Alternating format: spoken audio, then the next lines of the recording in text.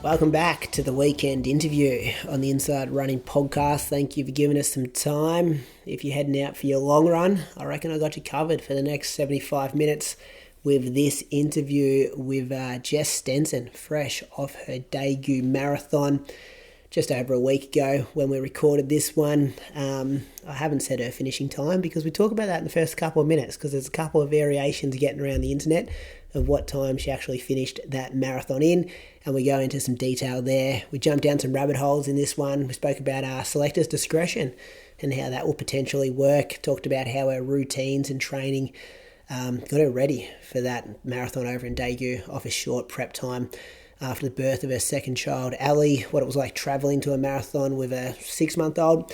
And the logistics that her and her partner Dylan have to get through each and every day with limited sleep, and to be able to perform at a pretty high level. Not just Jess, but Dylan himself just coming off a 7th place at the Australian 800 metre championships over the weekend. Thanks to the people that wrote in after the Jake Barraclough interview last weekend. That was fun recording that one. I think you're going to thoroughly enjoy this one as well. Jess goes into great detail. 75 minutes, went super fast recording this one.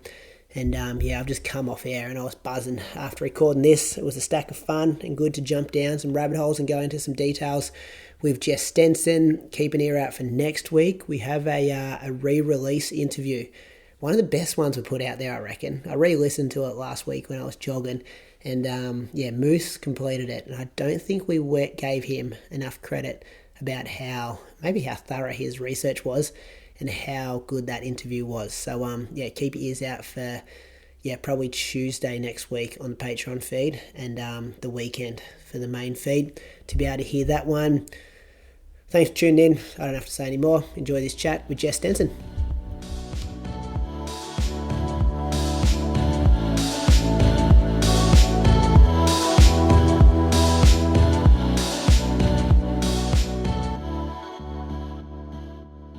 All right, this weekend's guest on the Inside Running podcast, she's back on the show. She's filled in a number of times, been in an interview a number of times, and now I'm looking forward to going long-form style interview with her to talk everything about the Daegu Marathon, which happened just over a week ago.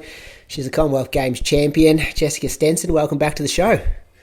Thanks, Brady. Good to be here, Jess, with you. I've got a page full of notes in front of me. I think you've dug out some training diaries and maybe some daily kind of routines about how you and Dylan and the kids kind of managed to put the training together and these results. And, looking forward to having a big chat. Yeah, it's been a while since the last long interview. I think we chatted about 5 or so years ago. Was that just before the remember when they put on that selection race in Penrith? There was one even earlier than that, I think, where we went through my marathons to that point. So my first marathon was in 2012. So, yeah. Which is funny because we've started back doing the weekly interviews because we want to re-release some of the older kind of chats, which I'm sure we can go back and find some gold with you when you're a bit younger and not quite as fast. You're still at the PB now. That's always good when you're a bit older and running PBs. But I was looking today trying to find the official time for your race last week, and I found 2:23:59 on about 3 different websites, including like the Olympics website. But then your World Athletics profile's got 2:24:01. That must frustrate you. Well, they went with the gun time, and Adam explained to me why that would be. If you had someone starting at the front of the line and then someone back in the pack, and the person back in the pack, say, finished third but had the fastest time, it would be really awkward come, presentations when the person who broke the tape maybe didn't get the fastest time. So that, they go with gun time rather than chip time, I think, for those official results. Which is a bit, I guess, when you're in a major race which is mixed gender and you might not have an opportunity to be on the very front line. Like, I know we're not talking about seconds here, but let's say your gun time was 2:23:17, but your net time was 2:23:14. All of a sudden, things get very, very interesting.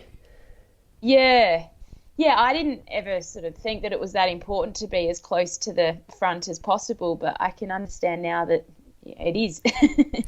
Yeah, and another thing, like, do you ever, like, especially these big fields, like, do you often, or have you ever felt unsafe being that crammed in, knowing that there could be potentially people behind you wanting to go out at 3:05, 3:10 pace? The only time it really affected me was at the Gold Coast Half Marathon in 2022. It was a little bit slippery that day, and the gun went, and I slipped on the start line and went down. And yeah, the stampede of people that came behind, I managed to get back up again and get going with a lot of adrenaline. But yeah, you certainly don't want to be falling over in a major race. Yeah. Has the result sunk in yet, Jess? We're probably 8 days after. I think so, because we moved so quickly on to the next thing. I came home and Dylan had nationals. It's all been, pretty full on. So I think I will spend a bit more time over the next week reflecting on it. But it was an incredible experience. I've got a lot of good memories. And South Korea, I'd actually been there a year earlier for a Lululemon event. We went straight to this island though, so I hadn't spent time in Seoul. I loved it. It's a really cool place to visit. Yeah, well, just saying off air, like, I feel like you've put Daegu Marathon on the map, kind of like how Lisa Waitman put Osaka Marathon on the map like 12 months ago. Like, it's another option for Australians to get to relatively easy and, a fast place to chase times. Well, it's a funny one. Back in 2022, I was targeting the Osaka Marathon. When I was doing the special episode with Luke and Louis. it was with Louis and Luke, and basically I'd been given the option then of Daegu or Osaka, and I chose Osaka and then got injured, so I didn't make it to the race. But then this time around I was looking for a race as late as possible in the qualifying period and as close to home as possible, knowing that I'd be travelling with Ellie. And again, my agent Derek, he mentioned Daegu, and then when I got chatting with Tom Middleton, and he'd done Daegu Marathon before in 2018, he said, it's a great course, 3 laps, really flat. And so that's basically when I made the decision to go for Daegu. But as it turns out, they changed the course this year, so it wasn't the course that Tom did in 2018, and there was a little bit more to it. But I'm still really glad we chose this race. I really enjoyed the race experience itself. Like, there were some good girls to battle it out with, and the stadium finish, whilst it meant there were some hills towards the end, it was very spectacular. They had the views of the hills in the background, and it was a really good atmosphere in there. Yeah, it looked amazing, and I was on their website this morning, and they've gone with the phrase now, it's the world's best prize money. Like, I didn't realise the prize money was so big there. So that was it. And they kind of, in their promo video, they kind of showed Boston, London, Berlin, all these races that now they're Tokyo, that now they've got more prize money than. And it's like a bit of a real claim to fame that they've got the most money up there available. Yeah, well, I think that's also because they had a lot of prize money for their domestic athletes. So if you look on the landing page, they've got the elites of the international prize money, and then within that there are conditions. It's like, if you hit this time you can get the whole 160,000 US for the win, but if you don't hit that time, that prize money will be scaled down a bit. So I think the winner didn't actually get the entire prize money that was available, and then the domestic athletes I think had some other bonuses. So, but that was all listed in their national currency, so it's a bit harder to understand what it's actually worth. I did try as well. And do you spend much attention on that, or is that fully just Derek and you just go there and execute, and then at the end it's like, yep, this is the bonus you may have hit, or you finished 4th in the race, very high up in a pretty deep kind of field as well? Yeah, the thing to consider was they weren't offering much support for athletes to travel over there. So appearance fees, which, might be a big component of other races, that didn't feature as much for Daegu because they had such good prize money. That was the incentive for a lot of athletes, I think, to travel there and race. So Derek did say to me, here's the start list. This was a couple of days before the race, and he said, you'd imagine most of these athletes are in great form because they've come to try and chase the prize money rather than being paid to come here. Yeah, because there are races. I know it was London last year where Bridget Kosgei stepped off like 500 metres into the race, where you can tell there's certain get to the start line, tick something that kind of on there. tick that paycheck first, and then you might not be super fit, but that's a good point he makes, that everyone you're racing against has paid their own way, and can you kind of dip into that prize pool. I was reading your blog today. So, baby Ali, can we get exactly like how old she actually is? Because I've seen that written as about 5 different ages over the last week as well. The same as my race finishing time. Yeah. So she turned 7 months on Sunday. So the 14th of September is when she was born. So she was, coming up to 7 months. A week away from 7 months on race day. So you roll out of the race hotel and you're on the elite athlete bus to the start line. I'm sure you're the only one with a 7-month-old baby there. Getting some strange looks. I really didn't know what to expect travelling over there because communication was challenging in the lead up. I just think with language barriers, and I had to just be quite open-minded. And even in the days leading up, I said, would it be possible for Ellie's Uncle Sam, who was over there caring for her, a farmer from Orroroo, he loved it. He was, basically saying, can he come on the bus with me? Because we found out there wasn't really another way for him to get from the hotel to the stadium. The road closures made it really difficult. And they said, that the baby can go with you, with the mum, and that's all. And I thought, this is going to be interesting. Ellie coming to the cool room with me with no carer. I don't know how that's going to work. Just have her chilling out while I'm racing. So anyway, Sam was able to make his way onto the bus and it was all okay. And I was able to feed her on the bus to keep her relaxed. I was a bit worried she might be making a racket while all of the athletes were trying to get in the zone for the race, but she was good and she was in the warm-up area as well. So again, I was able to express a bit and top up her bottle so that Sam had plenty of food for her while I was out, or liquids for her while I was out racing, and sort of said goodbye to her about 20 minutes before walking out to the start line. So it was all quite relaxing, and the staff were fantastic. Obviously, as I said, there were a couple of language barriers and confusion, but they showed so much love and support for Ellie, which was really nice. You say it's relaxing, but also in that blog you wrote, like you had gave Ellie a feed 20 minutes before the start. So does that look like a jog warm-up, changing into your race shoes, feed? Like, that's a stressful situation when there isn't a baby there to care for. Like, I've been in plenty of call rooms and it's stressful, and you said you felt the most relaxed you've ever felt.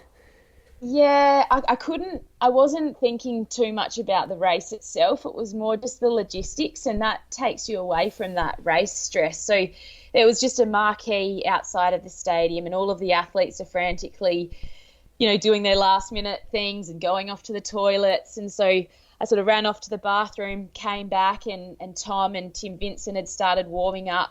So I jumped into jog with them, and after 5 minutes I could hear Ellie crying from the pram, and Sam was sort of pacing back and forth, and I was like, I've just got to cut this warm up. It was pretty warm out there anyway, so I didn't feel like a warm up jog was that necessary.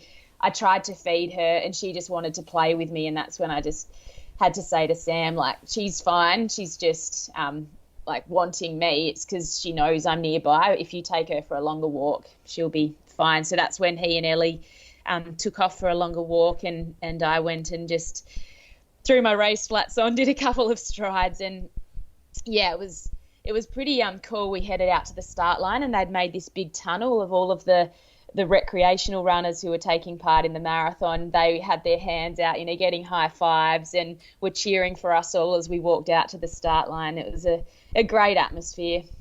Can I ask how Farmer Sam got the gig as the carer? Like, I love seeing the photos of him. Like, he literally does look like a farmer from Australia. Like, I've never seen a picture of him before on any of your socials, and he just appeared in this Korean trip.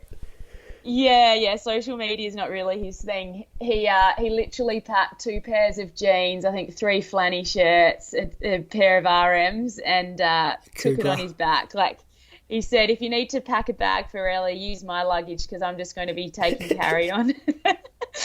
And the reason he came, so when I was tossing up whether I'd do a race in Japan or over in Europe and South Korea. When I mentioned South Korea, that didn't fall in the school holidays. So my mum and mother-in-law are both in the school system, and then my sister, I sort of asked whether she'd like to come. They've got 4 kids under the age of 8, and she sort of thought the stress of getting the kids organised to be able to go to South Korea with me would be pretty tough. So Sam, her husband, was like, I'll come.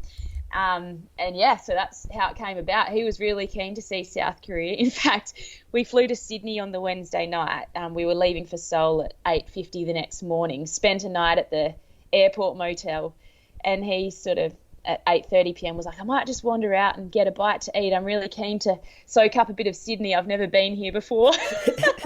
Love it. So he's wandered out of the airport hotel, got a real cultural experience there, I think. And so good. Yeah. So gun goes, Ali's settled.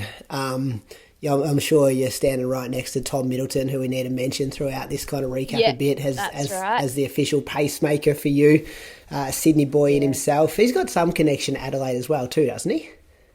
So he's from Adelaide initially. Okay. So I knew him from school days, back when he was a cyclist actually.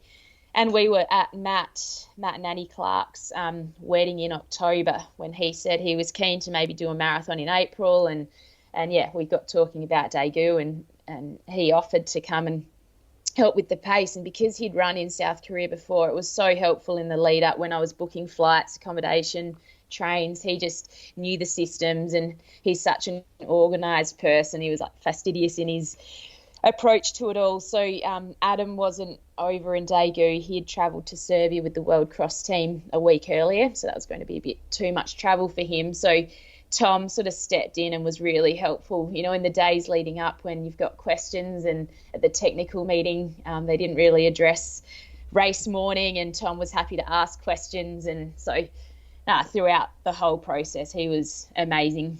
Yeah, and a 220 maybe high or 221 low kind of guy from Melbourne last year, for a bit of context for the listeners. So you're next to him. Yeah, he ran the Australian women's record, so he equalled Sinead's time in Melbourne. Oh, so. Yeah. Is that his claim to fame? Is that what he goes with? Yeah. I love that. So gun goes, you find him. Looking at your splits, like I've got your 20, 25, 30, 30K, 35K splits here. So at 20K, you were 2 seconds under pretty much the time you had to run to be the third fastest within the qualifying period. At 25K, you were 1 second under. 30K, you were 7 seconds under. 35K, you were 6 seconds under. So the pacing was spot on to try and hit that kind of low 2:23 time.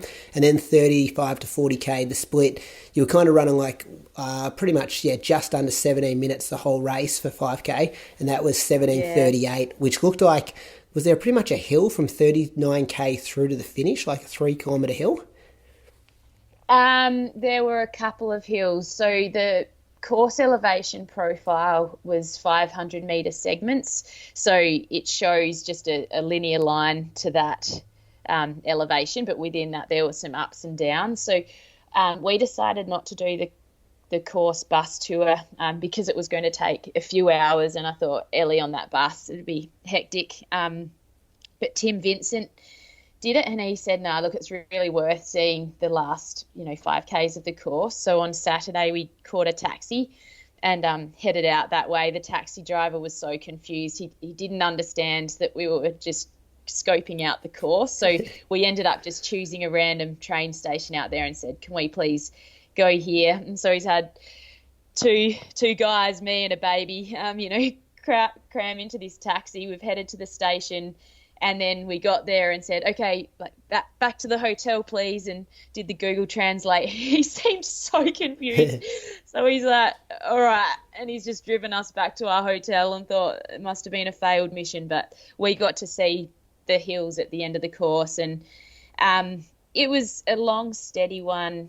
Yeah, probably at 37 Ks, and then another little sort of sharper one at the very end. And, I knew that was coming up. So one part of me thought we need to get through halfway faster than goal time so that we can lose a bit of time at the hills. But then another part of me thought I need to have the legs to get over those hills at the end. So in the end, I just thought we've got to try and just get to halfway in around that, 71 mid, and we went through, I think, in 71.42. And at that point I thought, it's going to be pretty hard to run 2:23 low off that half split, knowing what's coming up. So I thought, let's just get into the mentality of race the race here and race the girls around me. I knew I could see a pack of 3 girls up ahead, and I thought, let's just try and work up to them. I had no idea what position I was in the race, and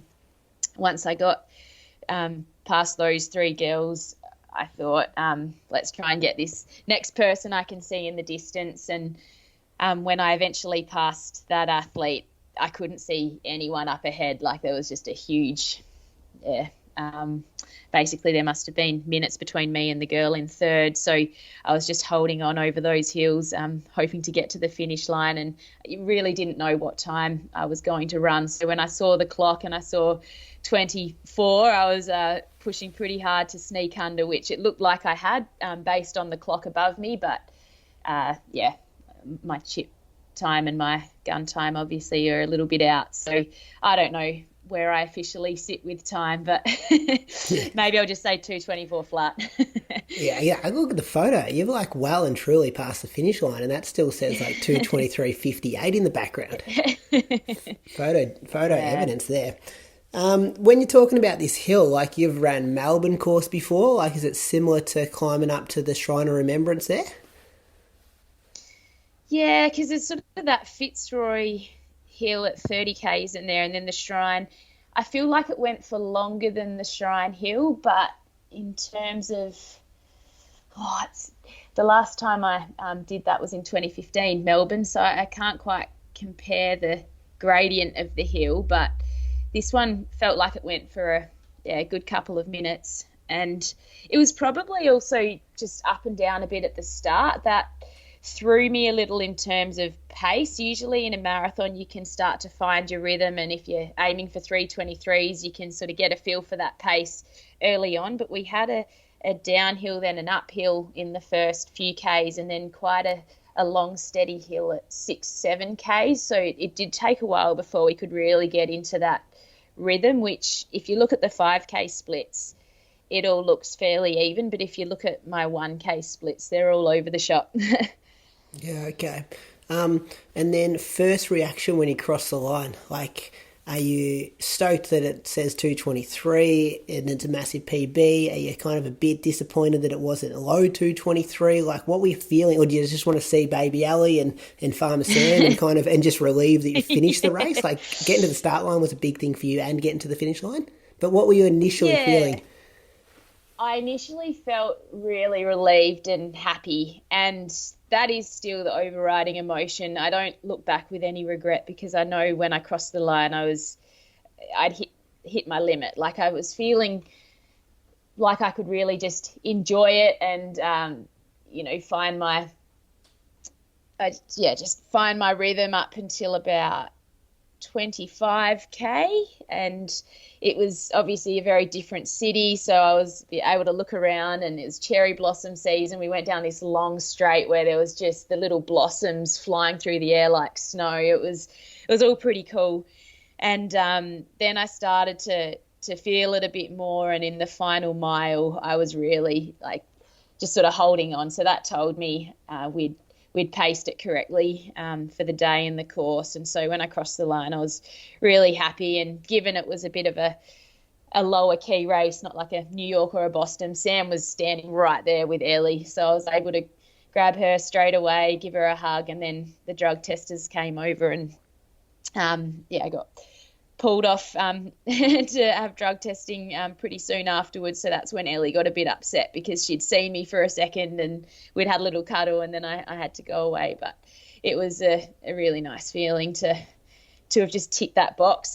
Training had suggested I should be able to do it, but you just never know until you're out there. And because my body has changed a lot over the last 6-12 months, going through another pregnancy and birth, I just really hoped that there wouldn't be something that just hit me at 35 Ks that I wasn't prepared for. So it was great. I want to get to the training, some details about those workouts in a minute, but the whole drug testing system, like you couldn't take Ali with you, like it can be drawn out at times as well. Like I've only been drug tested once, and you're obviously pretty dehydrated at the end of a race, and actually being able to provide a sample can be a bit of an issue at times. Yeah, well, I was holding her when they came over to me, and I said, am I allowed to quickly feed her? And they were sort of like, no.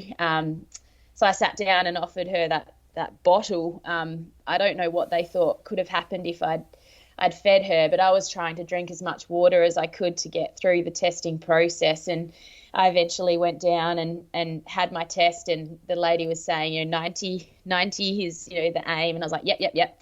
And they're like, are you ready to go? And I had no idea if I was ready to go, but I was like, yep, I'm ready. And so did the paperwork, chose my little, container and whatnot, and headed in. And I was like, please be ready to go. And I got 91 mils and they needed 90. So just got the test out. Because if I'd got 85 mils, and it would have been another hour or two before I would have been able to go again. So it is tricky after a marathon. And do you not don't have your phone in that situation either? No, and I didn't have a jacket or anything. It was freezing down in this room where they were doing the testing. It was, it's a strange experience, that's for sure. Yeah, because I could imagine your phone's going off its head, your baby's a couple hundred metres away, but you can't get to where Farmer Sam's there, Tom Middleton's there, and you're in this little room just trying to go to the toilet. Like it's an odd situation. Yeah. And I didn't realise I'd be a part of the presentation. So when I came out of testing, someone's down there and grabbed me and said, run, you've got to get to the presentation. So then that was another little process. But when I stood up there to get my my trophy, I looked out and I could see Sam and Ellie, and he had it under control. So that was good. So good. Let's go into the training details then, Jess. So you said you had some indications that this was possible. What were some of the bigger workouts you did in the lead up that gave you that kind of confidence that a time at 2:23 was in the works? Yes, I always knew going into this prep that things would have to go pretty smoothly for it to be possible. I thought that I'd be relying a fair bit on cross training and that I'd end up with quite low mileage running training, but as it was, I seemed to be absorbing the running pretty well, and I got up to a couple of 165k weeks, which is when I last spoke to you. I think I would have had about 3 weeks in there that were a bit higher, and then the others were around high 140s to 150s in that final 10-week period. I've just written down some notes here. So basically the 30th of October, I gave birth in mid-September. 6 weeks is when I had my first program, and that was just a few jog days of 30 minutes up to 40 minutes on the Sunday. By mid-November, I was doing sort of 5 jog days, and then by early December, I had my first session, which was 50 minutes, and I had 4x3 minutes on with a 2-minute jog within it. And my paces for those 3-minute efforts were around 3:35s. The next week I did 4x4 minutes within my jog. The next week it was 4x5 minutes. The week after that was 4x6 minutes. So Adam kept it all just pretty simple, adding about a minute onto my effort each week. And I think running between 3:30 and 3:35 at that point was that felt like my limit. So that was right up until Christmas time. Yeah, so you weren't trying to go faster, you were just trying to do more time. Yes, that's right. And that's typically been the way I've approached, I get the most out of myself, is just holding a pace for longer periods. In the past, we've had probably a little speed focus period before I start my base and then marathon training. I didn't have that opportunity this time around. So I was trying to do some strides after some of my jogs just to get that leg turnover. By New Year's, I was up to 2 hours for my long run.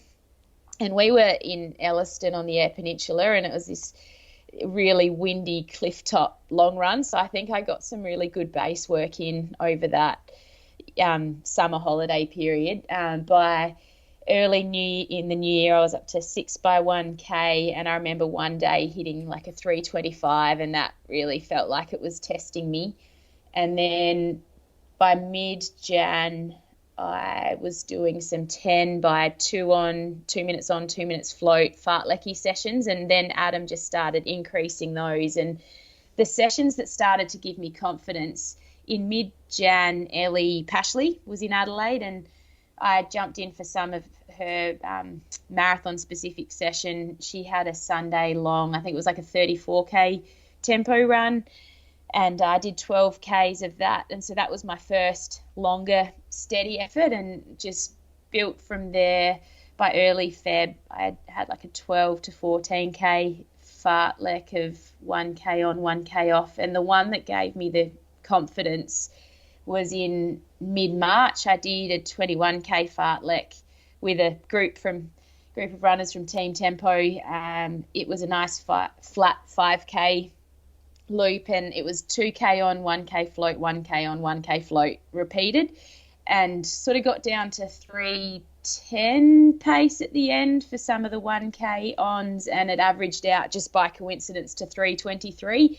And I remember finishing that one feeling quite in control, and thinking on a great day, like I think I could maintain that pace for the whole marathon. So obviously I didn't quite maintain that pace, but certainly that session gave me the belief that my goal was possible. So what were you floating at that day then? Like, must have been like 3:30s? 3:35s, somewhere around there? Some of the floats actually ended up being in the 3:20s. When the on was a 3:10, the float ended up. So I sort of got stronger at the end. And what I did try in that run was the Morton gels. They've now got a 40-gram one. And so I tested out that gel in that session, and I felt like I responded really well to the higher carb gel. So I ended up taking them in Daegu, and I hit my highest ever carb intake in a marathon. So I think that gel works quite well for me as well. Sort of was able to get up over 85 grams of carbs an hour. And fortunately, my guts just responded well. I think since pregnancy and childbirth, my appetite's just been higher, and I can stomach things a bit more easily than I could back in the day. So I think that helped as well. I actually, I can put that session on my Strava. I'll tell you what day it was, and that might be easier to see it, because I'm not quite sure what the floats were exactly. But and then there were just a couple. There was another session, 5K, 4K, 3K, 2K, 1K, where I was just going into them feeling really excited and fired up, versus back in 2018, before having kids. I remember I'd just get so nervous about sessions and put a lot of pressure on myself, and these days I just approach them very differently mentally. I've got great training partners to hit them with. We were just getting out early on Tuesday mornings, a few of us, and I really enjoyed the prep. So a standard week kind of looked like a Tuesday, was it Friday, Sunday? Yeah, that's it. So Monday I'd just go out and jog on my own before Dylan left for work, and then Tuesdays he had the morning off. So going into this marathon block, he asked his work whether he'd be able to have Tuesday mornings off and Fridays off to support me with my training, which was a game changer. So basically I could head out on a Tuesday morning and just leave the kids at home with Dill, and then on Wednesdays I'd head out before Dylan went to work with Jacob Cox, and then Thursday mornings, same deal again, and then Fridays, I could train, and then I'd come home and Dylan could train, and Sunday mornings we had grandparents to help out when we were doing our long run. So that Tuesday, Friday, Sunday model seems to work well for me. What I'd say was different about this prep is I did longer sessions. So typically I've done sort of a longish rep session on a Tuesday, some sort of steady run, or a shorter fartlek, like a monofartlek on a Friday, and then a big Sunday run. Whereas this time around, I'd say I wasn't getting down to the sort of short, sharp rep sessions that I've done previously, but did some sessions up around that 20k volume of work, which I haven't done in the past. So I think that worked quite well. Yeah, and then were you doubling or any kind of cross training in the afternoons, or because the mornings were so big you didn't have to? On session days, I tended to do an elliptical session in the afternoon, and then Saturday was my sort of rest day, but I still often got out for a 6 to 8k jog on a Saturday. I think the main double day was Monday and Thursday, and that would usually just be a treadmill run while Dylan was still at work and if Ellie was having a nap and Billy was happy playing. So we're talking about... But Billy's at sort of ELC and kindy now, up to 4 days a week as well, so that gives me a bit more of an opportunity. Yeah, 100 miles off maybe 2 doubles and 1 day with only 6 to 8Ks.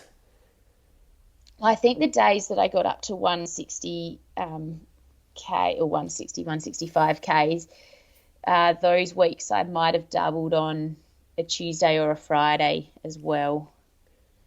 Yeah, and you play down like Billy being at kinder. Billy's your 4-year-old, probably hasn't got as much airtime as Ali today, but he's still got to look after him as well. But like, I don't know about you, but although they're in those kinders, the drop off and pick up times are always weird, and you think it's just going to take 10 minutes, but it takes 35 minutes, and like it's still time out of your day, and you've got to be organised to hit them because it's the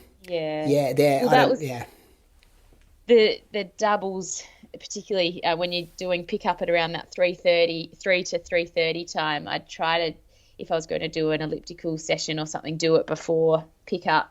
And then, I preferred just to get up at 5:45 or 6 a.m. and run before all of the day's routine started, rather than trying to drop him off, take Ellie to the gym creche or something and train there. I think it's easier just to get it done first thing when you can just jump out of bed and sort of express, have a piece of toast and maybe a quick coffee and out the door. Yeah, I was going to say, I find that's easier with fueling. Like when I've had a little breakfast, but then I've been awake for 2 hours and done a drop off, and all of a sudden you're an hour into a maybe 90-minute run and it's 9 a.m. and you're starting to get hungry and kind of bonking a bit. Whereas if you're straight out of bed, quick few bits of toast and get going, helps the routine of the day. Yeah, for sure. And the only challenge was how dark it has been in the mornings. But that's where it was good, say on a Wednesday, meeting up with Jacob and a few other runners. So yeah, for the easy jogging, it's okay. And I say that as a male because I feel, especially with the situation in Ballarat a couple months ago, like I roll out the door in the dark and don't think twice, whereas my wife has to, plan exactly where she runs at 5 o'clock in the morning and up and down the main street where there's plenty of, servos and 24-hour gyms and all those kind of things. And, it's complete bullshit that you can do exactly the same thing and have two different perspectives on the situation, which you would have been dealing with just, I'm sure subconsciously or maybe consciously in your mind in Adelaide. Yeah, that's it. No, it's it was a pretty full-on routine. It's weird now, like Dylan's just finished nationals and sort of wake up and don't have to train, because he tends to do his training straight after work. So he'd get home and head out for his session, and it'll be nice just not having that, to the minute routine for a little while. How do you plan it out and communicate it between yourselves? Like Dylan, for listeners that don't know, Reece Edwards, I'm talking to you if you're listening, because I think he was a bit shocked when we started talking about Dylan last week on the show. He was 7th in the 800 metres in the national champs on the weekend, so which is a pretty loaded event, so he would have been stoked to make that final. Yeah, he was. Yeah. When we got home from South Korea on the Tuesday, Dylan had caught a cold from Billy and he was feeling a bit rough. So by the time he had his heat on Friday, he'd had 3 or 4 days off, and he's like, gee, I hope I'm over it and I'm ready to go here. And he felt all right in his heat. He felt even better in his semi. And then I think he allowed himself to dream big in the final and thought anything's possible here. It's championship racing, and he gave himself every chance. I think at the end of the day, he was really hoping he'd have a 7 after the 4 with his time, but I think he did incredibly well, and he certainly tactically set himself up to be able to get in those top few spots. It just didn't quite have it in his legs in the final 200, and the boys ran incredibly well, like Luke and Peyton. It was so good to watch. Yeah, so back to the routines, like have you got like a massive whiteboard on your fridge and stuff that's kind of planned out to, every minute of who runs, who doesn't run, who's caring, who's rolling into the house, who's doing drop-offs, like all that kind of stuff? Yeah, I like to write it down. Like I wrote a bit of a roster thing at the beginning of the block, but then it comes down to just communicating really well every day. Just before we go to bed at night, it's like, so tomorrow this is what's happening. Yep. And we'd always put our running clothes out of the bedroom, like ready to go. Whoever was, if I was running in the morning, it'd be out there so that I could just sneak out of the bedroom and quickly get ready and head out the door. And there were a couple of times I did it, and then when I got back from my session, Dylan had left to take Billy to ELC, and there was no key left out, and so I'd be sitting out the front after my session waiting for Dylan to come home, and we stuffed it up a few times, but generally, yeah, it was good. And we live really close to the training loop, so I just grab my racing flats and run off to training. It's a 6-minute jog, so I'm not wasting any time in traffic, which is great. Oh, that's good. And what are some of the biggest challenges, other than being locked out of your own house and sitting on the front porch? Like, what were some of the biggest ones that maybe a trend you're like, okay, this thing keeps coming up and causing us challenges throughout the training block?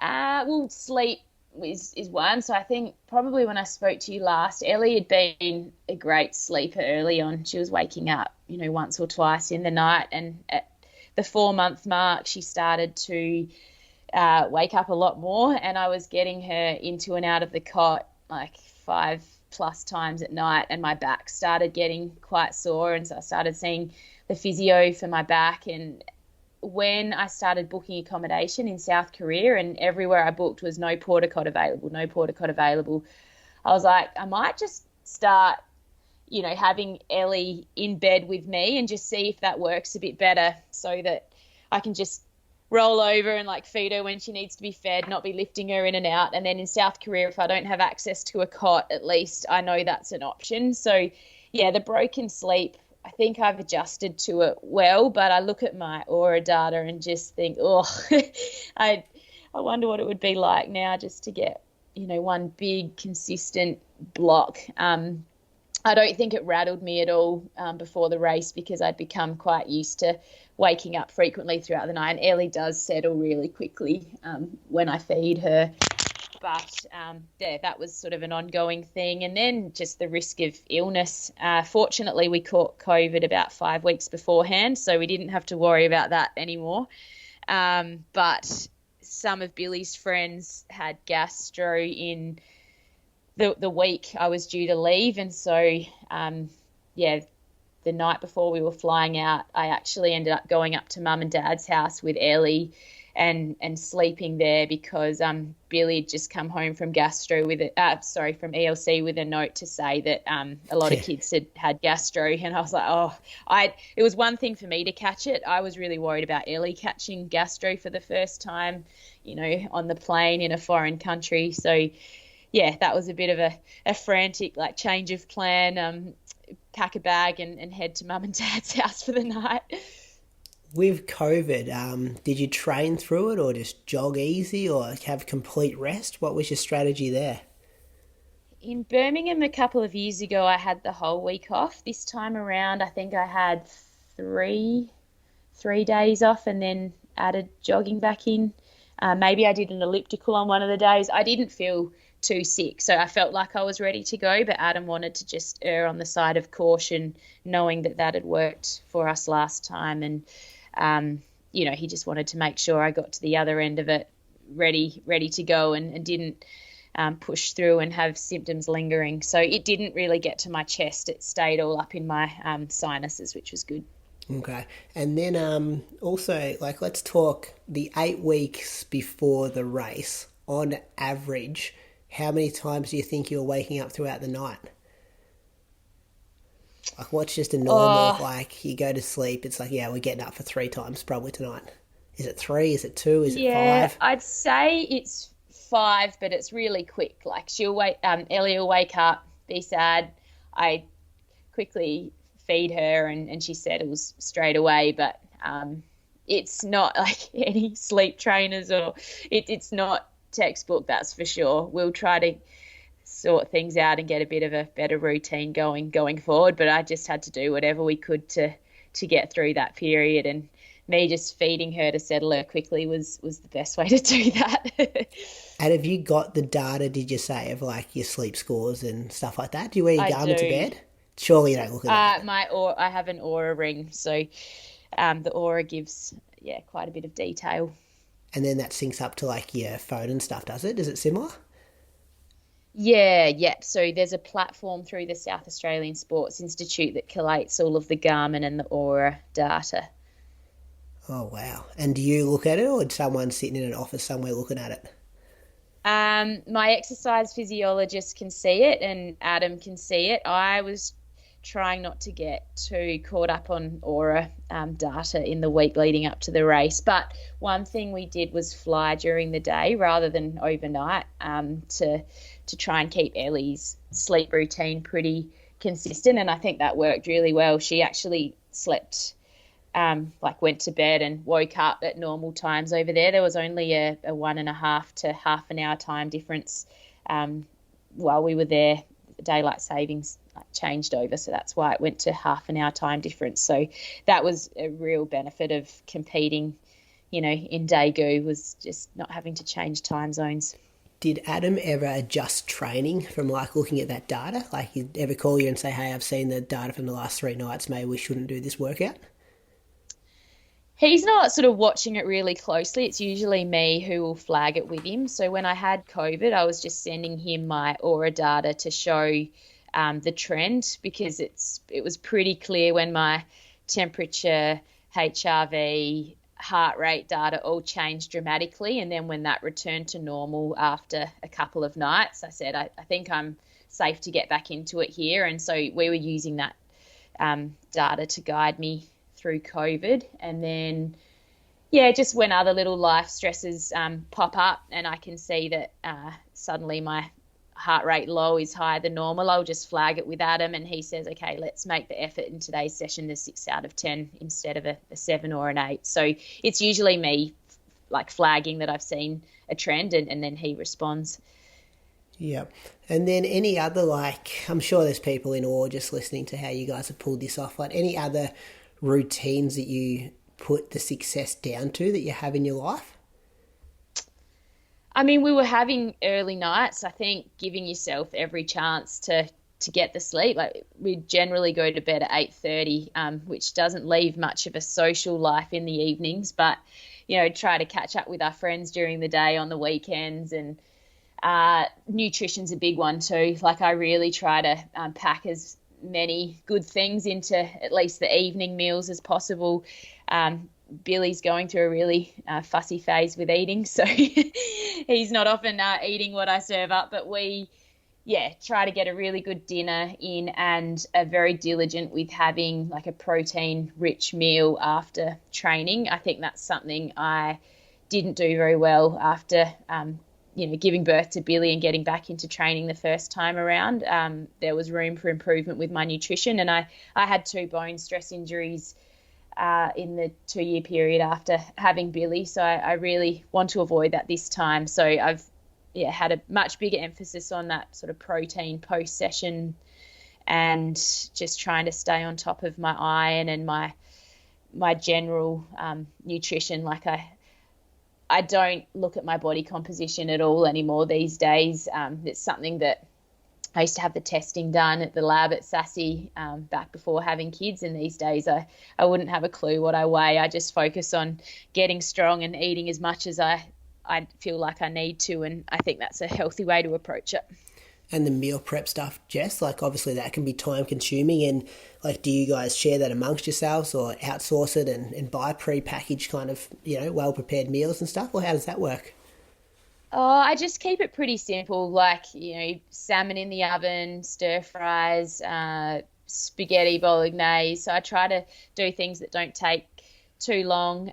When we had Ellie, mum and dad as a gift gave me this huge big box of like mingle seasoning. I don't know if you've ever heard of it, but it's these packages of these mixed seasoning things. So it'll be like chili con carne, green chicken curry, and you basically just get your veggies and your meats and maybe a coconut milk or something, and then you chuck this seasoning in, and it's really good. So that's helped to make meals a smoother process. And I do enjoy cooking. My mum's a really good cook, so when I first came home from hospital, she had a few frozen meals ready to go, which was really helpful. But generally, while Dylan's out doing his training, I'll have Ellie in the bumbo watching me prepare dinner, and Billy's pretty happy playing. So some nights it turns crazy, and I I think, what am I doing?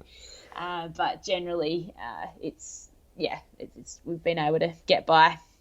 I reckon I would have asked you this question, and it's a very common one from the mums when they return to running for the first time, but I'll ask it again, like the second time, like how has the second pregnancy and motherhood positively impacted your marathon? Like does it help mentally, physically? It sounds like there's so many challenges, but you, it's a very stereotypical thing to say, you all seem to come out and dominate post-children. I do think there's something to be said for having your cup filled, before you go into the race. So you go out with this attitude, like anything that happens here is a bonus. It's a great opportunity, but I'm fulfilled anyway, versus looking for your running results to be that thing that brings you happiness. When you've got your kids at home, there are so many of those pinch me moments where you think, this is, a really special time of my life. And when you go out and train, it is just a time away from the chaos to think about whatever you want to, and you can actually have conversations with your running partners. You just see training in a different light as well. So that's got to be a part of it. And I just think generally, when you line up to race, I know you could think it seems more stressful because there's a lot going on, but your capacity to handle lots of information coming in, I think, increases when you have kids. So it's almost a moment of calm when you're standing on the start line. And I was just really excited to see what was possible on Sunday. Yeah. Change tune, Jess, and this is probably one of the ones that the listeners are here to hear the answer about. You obviously got your name very much in the hat now for selection for the Paris Olympics. We all seem to think it's going to come down to selectors' discretion. Well, that's the way the policy is written. It doesn't say anywhere the three fastest times are automatically selected. You're sitting in fifth. You've got an amazing championship record with obviously the gold at Com Games, the 2 bronzes, 9th at World Champs, I think, as well. So you must be is there a level of confidence there? I know you're going to bring up something about whatever team we select will be the best team because we've got all these strong women. But I know it's a very hard question for you to answer. We were talking on the weekly show last night, Ali filled in about the potential that, a lot of people can appeal because a lot of people have such strong cases. So we're kind of expecting that, and you can see why, because everyone, probably, the 5 fastest at the moment all have a strong case to put forward to why they should be selected for one reason or another for the Paris Olympics. Yeah, I certainly wouldn't say there's confidence there. I think I look at it and was quite pleasantly surprised when I finished that I was still in the conversation. I really did think I'd need to run 2:23. So I'm just, for one, I think Ellie, she's capable of anything. So this whole conversation might be,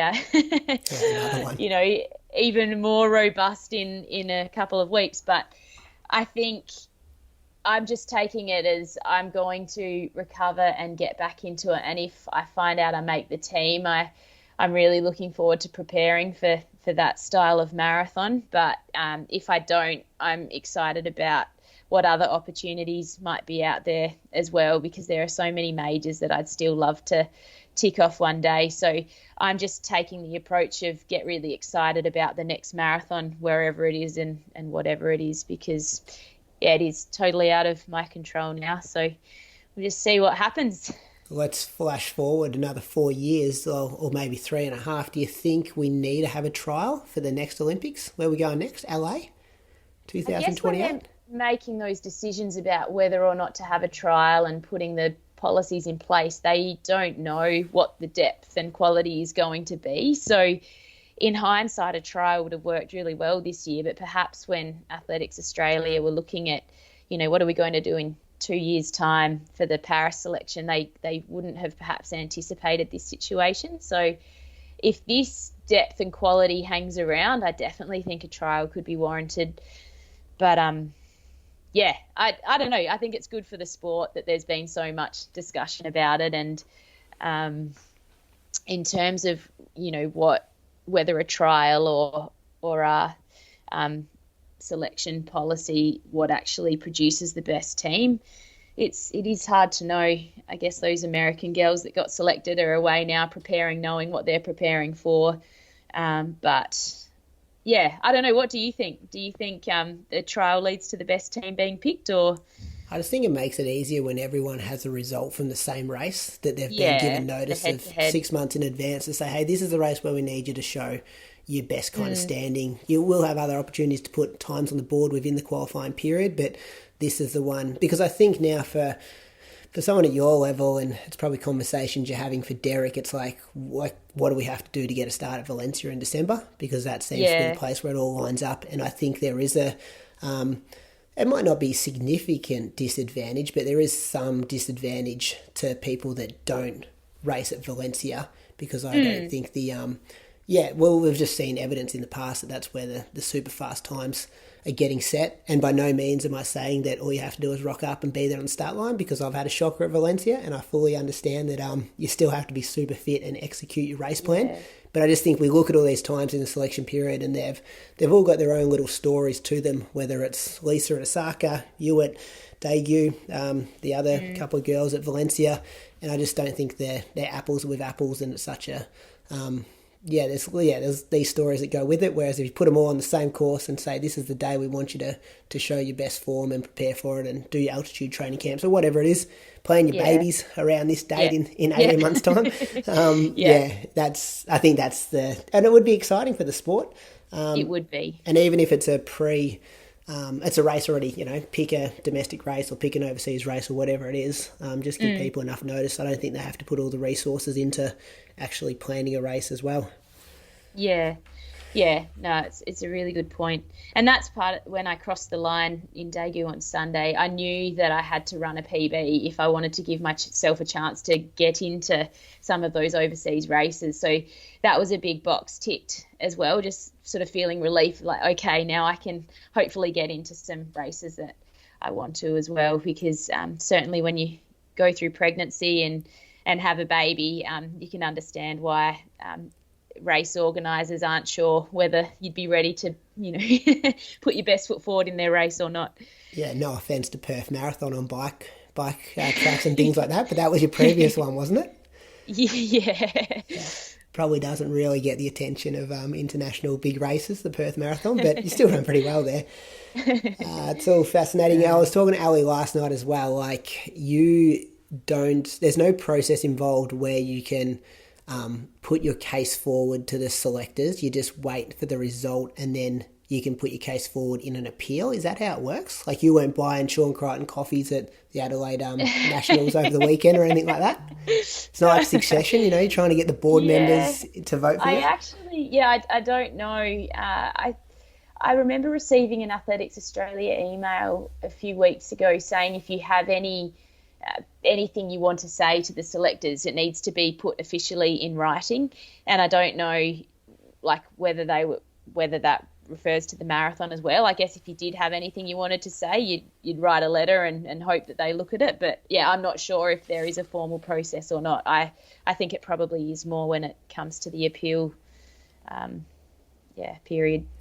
And I think the appeals in history may have looked like, people having sour grapes and annoyed they didn't get selected. But I think this time around it will just be, hey, this is the evidence I want to put forward. Like, I think it's totally expected this time around. So, because all the cases are so strong. Hey, second or third last one for you, Jess, because I know you've got your mum maybe looking after 6 kids in your backyard at the moment. So she does, but it's all quietened down, which I think is a good thing. I could hear a bit going on earlier. There's some piano being played, and anyway, it sounds like she's got it under control. This is a question about the brands. It comes from our maybe our ex-boss at Lululemon. What can brands be doing to continue the momentum of running right now, both at a professional and a grassroots level? We're seeing the run and boom happen, Jess. Where do you see the future with branding and collaborations and sponsorships and all these kind of things? I know you were doing a bit of a maybe a social media course, getting some tips about how to build reels the other day. Like, is this the future we're living in?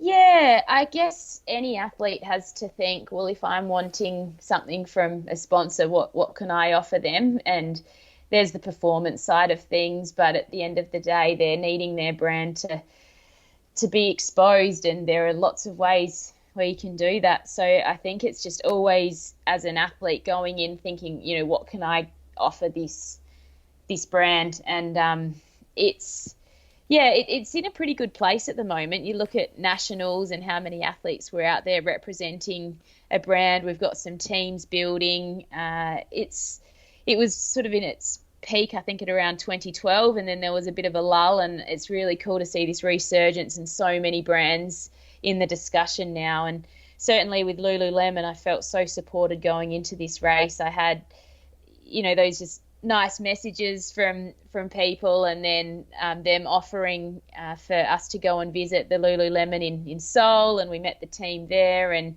it just feels like there's a lot of support there. Whatever the performance, you're just part of this. It's an extension of your team, which is a great feeling, and it enhances your running experience, I think, having those relationships. Is the running booms big in Adelaide as well? Like, I see it on the... Yeah. Plenty of footage from big cities where everyone seems to be taking up distance running. Yeah, so there is a boom for sure, and there are some who go about it and you never even see it. They're the people that you run past along, Linear Park, and you see their face at the same time each week. And then there are the actual, groups that have that presence on social media as well, and they're doing really cool things with the photography. And so that allows the interstaters to sort of see what's going on as well, because it's out there. So certainly there are a couple of teams now in Adelaide who have this presence that's looking really professional, and I think it just creates a bit of FOMO, and people want to be a part of it. And the COVID period got more people into running, and I just have so many more friends now as well who have taken up running and are starting to ask more questions, sending me the odd screenshot of their Garmin data, and certainly uni days they never would have considered pulling sneakers on for a jog. So I love it. I've had that recently where like people from year 12 have added me on Facebook. And I'm like, what's this guy added me for? And then the DM comes about, I've got into running. I want to know how to run past 10K. And you're like, this guy was smoking ciggies at the skate park in 2004. Now here he is. So this is great.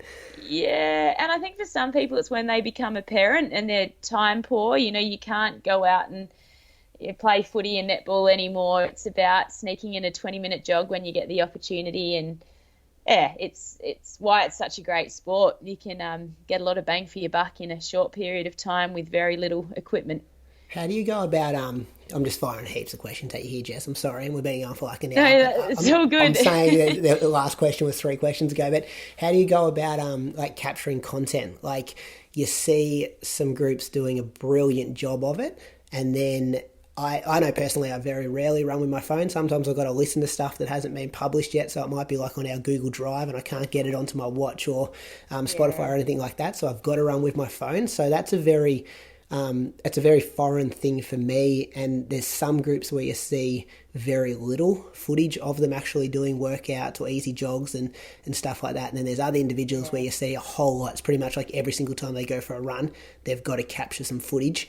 I find it a real challenge when I've got to produce like one piece of content a month. If I haven't raced, I always find it hard to come up with stuff, whereas I feel like that's the expectation now, which is so different to what we naturally do in a sport that's so basic, simple, minimalistic, where you just put it on your runners and go out the door and don't think about that stuff.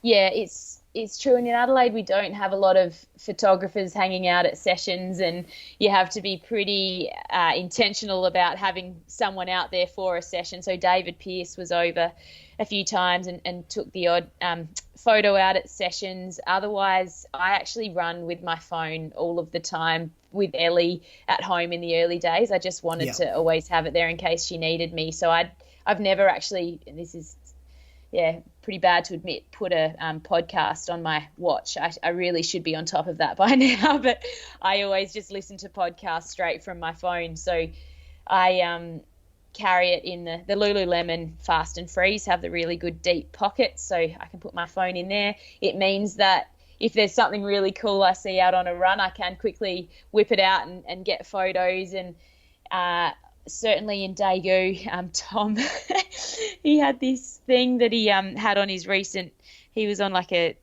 snow trip with the boys, and he got an Insta 360 stick, I think it was called. And so, some of the footage from Daegu, just in training, he was running with this stick, but it then like cancels the stick out of the photo, so you can just see his arm kind of holding this thing, but I saw it looks quite funny. It's hilarious. So we just to capture content there, we actually had that, and then I had my phone on me, and otherwise it's just Adam grabbing a quick snap, my coach at training, occasionally Dylan. It is foreign and it's a bit disruptive at times, but sometimes when you're running in beautiful locations, I like to just grab a few photos of where I'm running anyway, and just to have it on record. So it is the way things are heading, isn't it? And it's hard to be a runner wanting to make a career out of it and not be out there, producing content. So it's another aspect of it now, isn't it? It is, No, it is. It's a tricky one, but at the same time, I think it's a good thing if you can promote the sport in a positive way as well, and get more eyeballs on running. For sure. Jess, last one. I've asked you this one many a times at the end of interviews over the years. What's on the bedside table? Books at the moment? Maybe not a lot of book reading time when you're going to sleep and then waking up 5 times every night. Definitely more podcasting. Whenever we travel, I take a book with me, and then I regret wasting that weight in my backpack on a book because I generally don't open it. I was given Mia Friedman, what's the book called?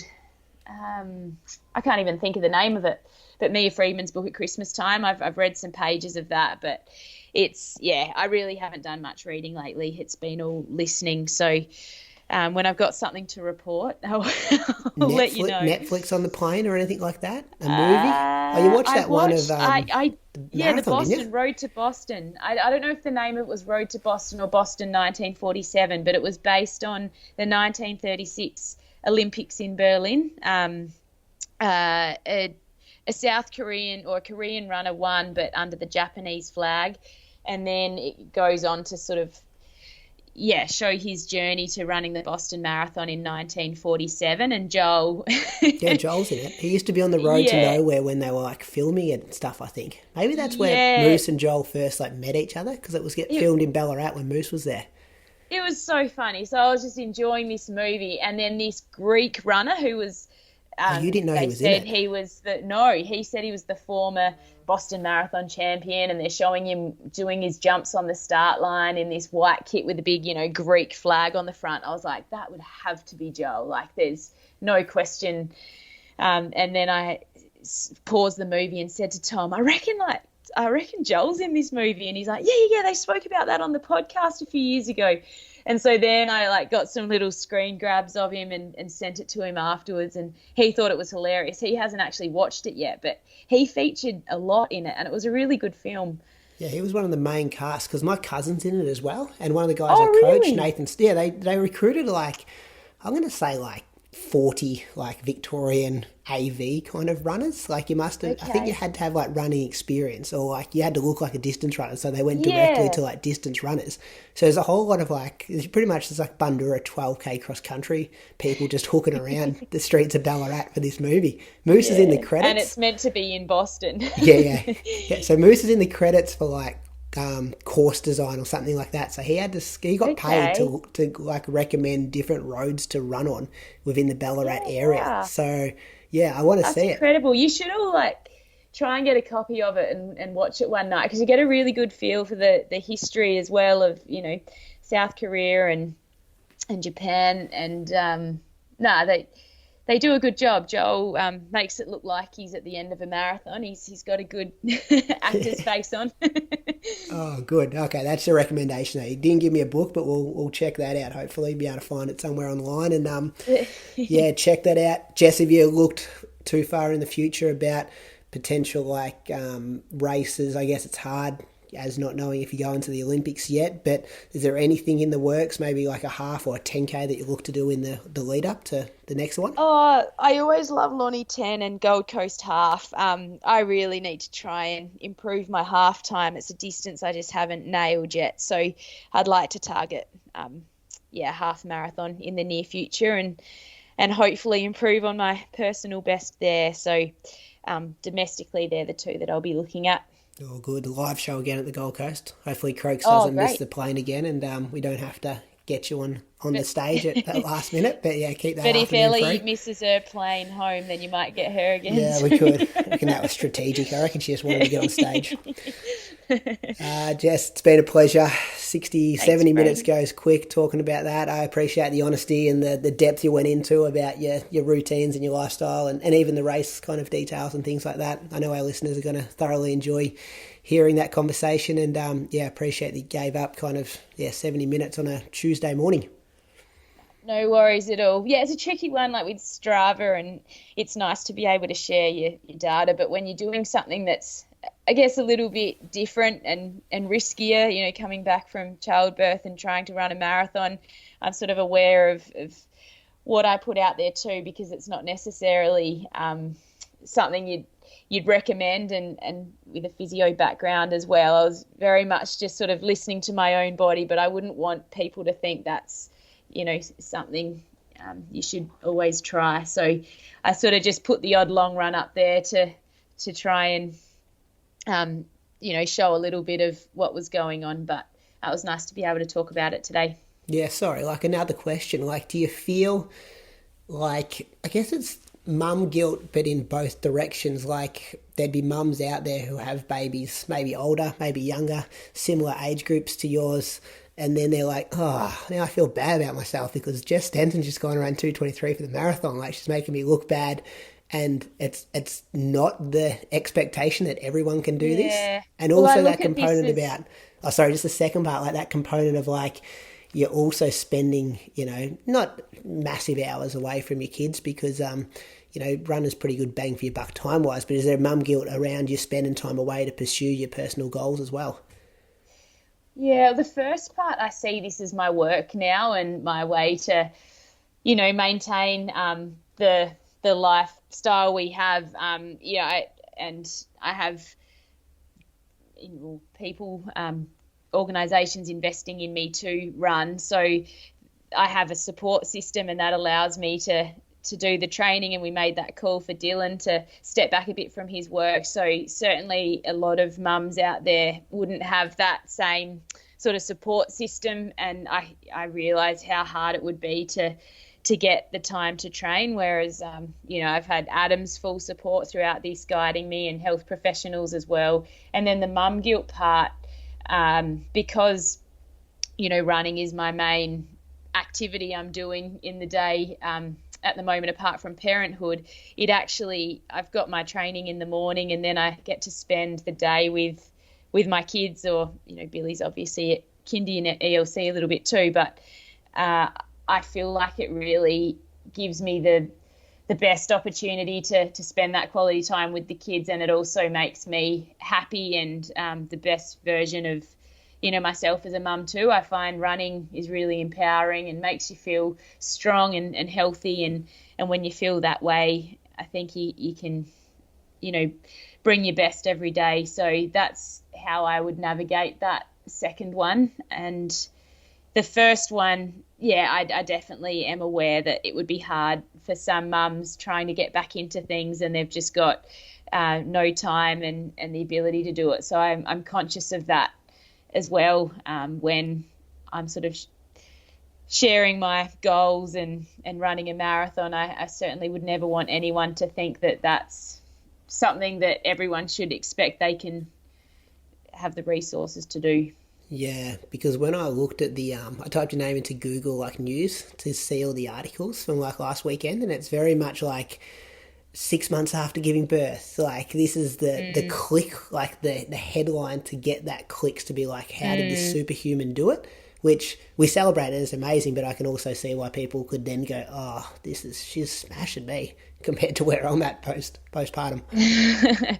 Yeah, I went into this period thinking that was something I'd like to aim for if I could.